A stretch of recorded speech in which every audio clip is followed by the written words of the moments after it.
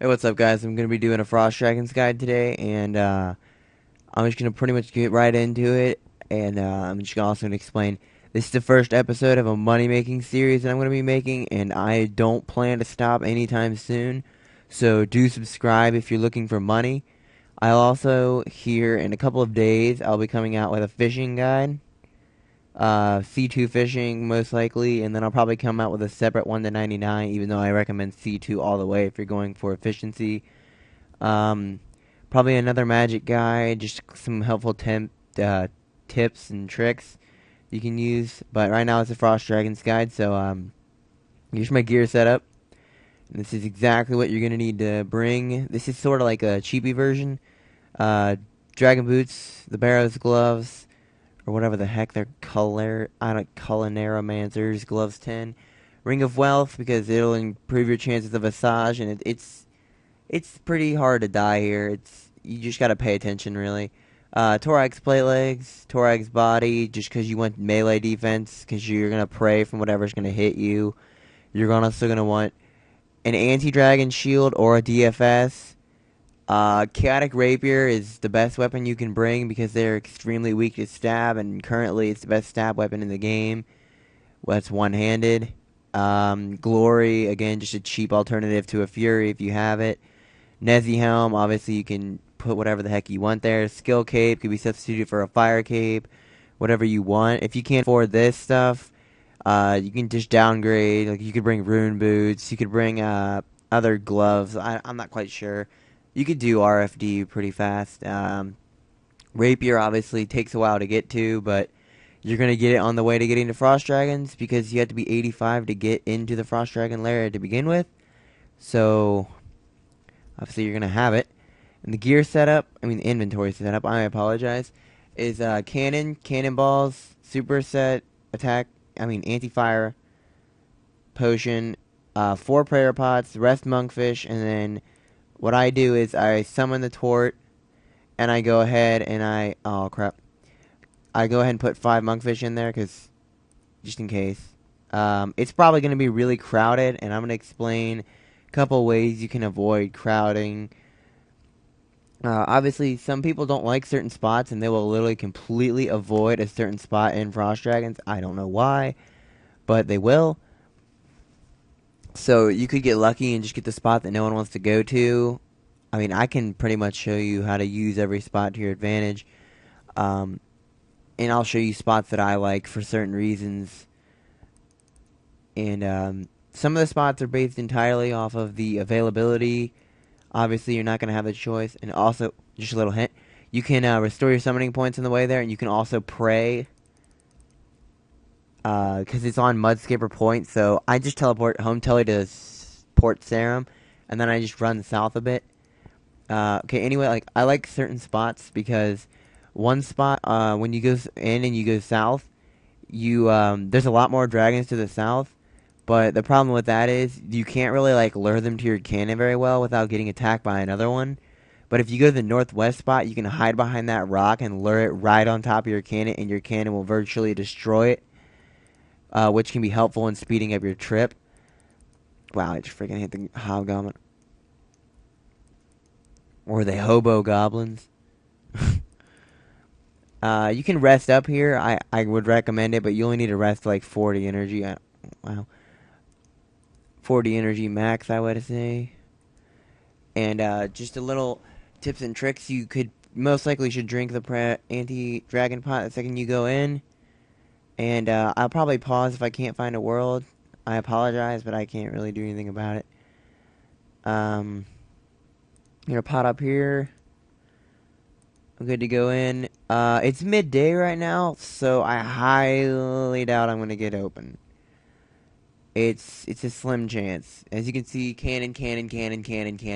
They're fucking everywhere. Midday, it's gonna be like this. People don't stay up that late, so I'm gonna go ahead and pause the video until I find a decent world to show you guys. Pause.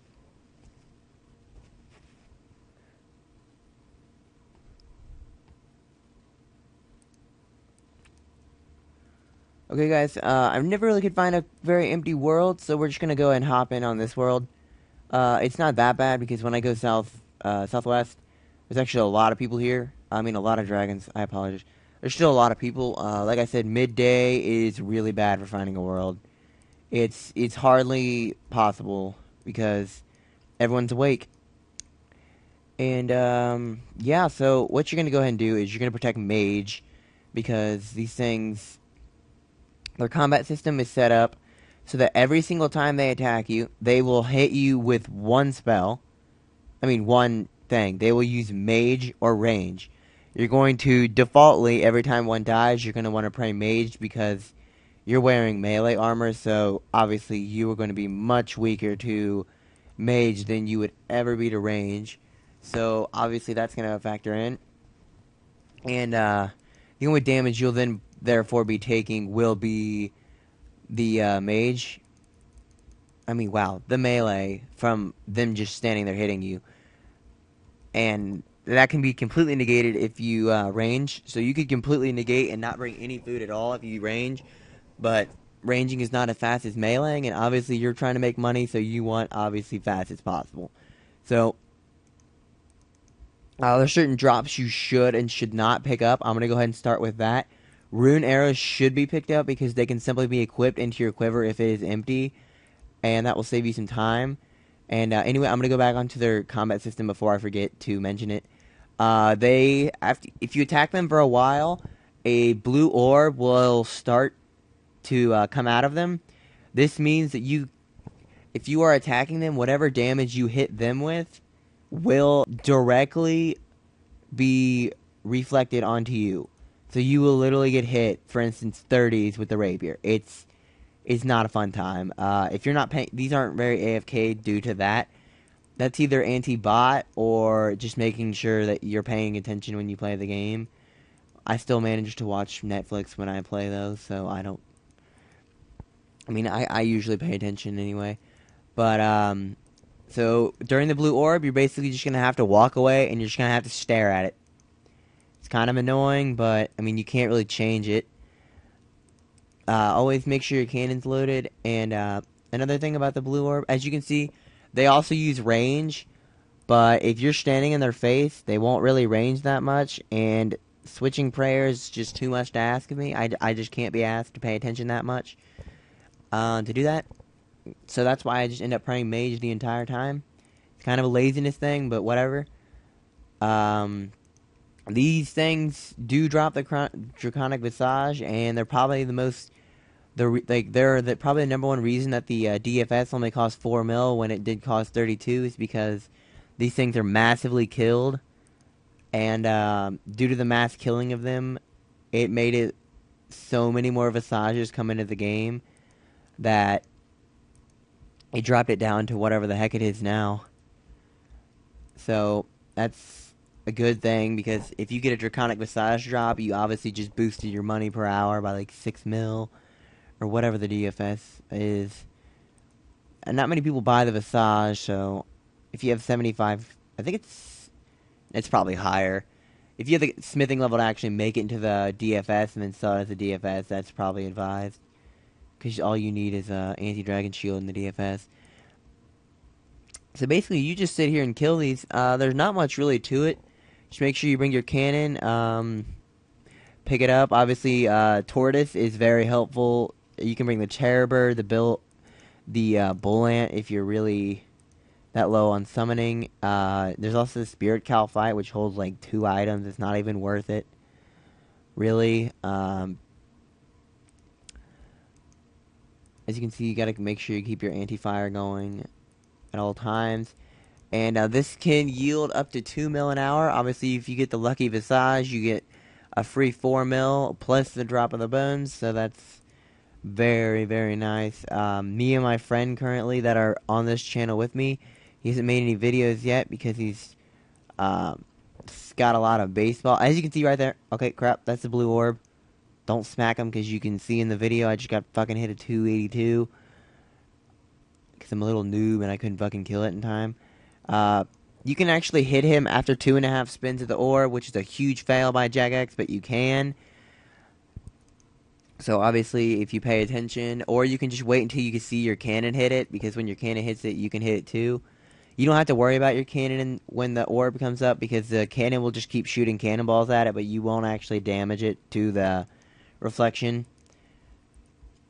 If you have Dreadnips, I wouldn't advise this, but when the orb pops up, you can have a Dreadnip in your inventory and just summon it for that kill, because that'll save you like a good minute waiting on that freaking orb.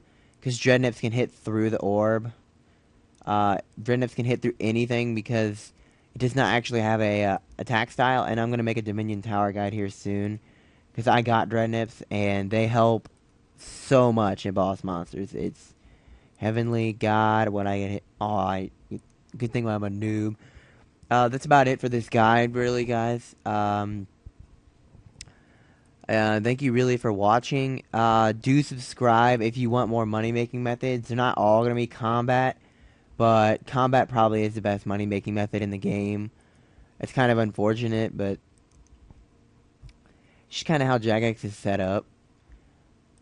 Skilling probably should be more rewarding in my opinion, because skilling is actually boring as crap. This is like decently entertaining, because like every time you get a drop here, you're just like, oh my god, Visage, Visage, Visage, Visage. You're never really, it's not like a common drop, guys. Don't be like, oh my god, I've been there 20 trips and I haven't gotten a Visage. It's not common. It's like, it's a bonus. You can't just like expect it every single time. But I just want to say thank you guys for watching this video, and do subscribe for the more guides. And that's about it. If you want to, if you have any questions, you can PM me on YouTube. You can probably PM me on RuneScape if I don't have it on Friends, because I freaking hate freaking advertised websites. And you can also join my friends chat, which I always forget to join, but if you can PM me, tell me to join it. I mean, I fail pretty hard at doing that. Anyway, thanks for watching. Please leave a like and please subscribe. Thank you.